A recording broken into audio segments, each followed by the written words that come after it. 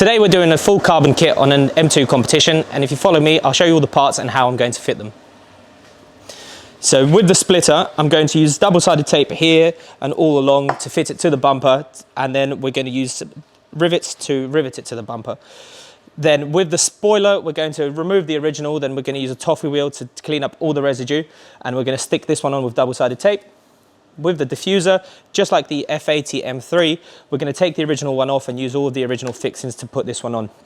With these side skirts, we're going to just put them into place with double-sided tape and rivets along the bottom of them.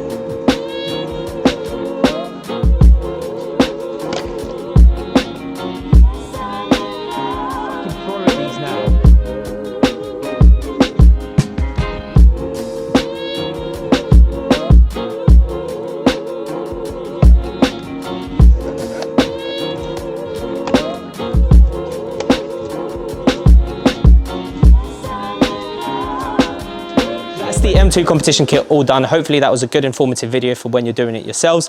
As you saw, the way we started was we riveted it from the middle, moving outwards, then we held it in the right place. I use my fingers to make sure that the gaps are equal on both sides. You can use something else like a trim tool or whatever you like, but fingers, I can feel it and exactly how it is. Then we moved on to the diffuser. That's really easy. You took off the original, fitted this one. We used all of the original fittings. We put some double-sided tape underneath as well to help with fitting it into the right place exactly.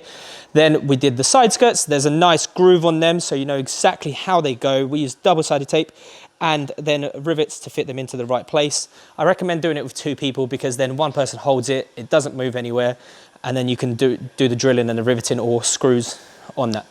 With the spoiler, that's just like any other spoiler. We removed the original and stuck this on with double-sided tape. We tend not to use Tiger Seal on spoilers like this, only on things like wings. So on this one also we did the mirrors.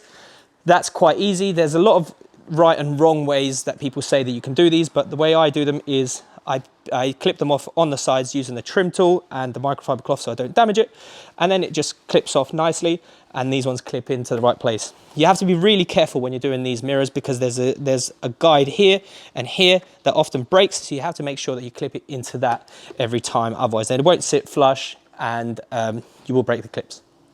So don't forget to subscribe. We will put a link to this kit and all of our M2 competition products in the description below. And don't forget to get in touch with us to fit any of your CT Carbon kits.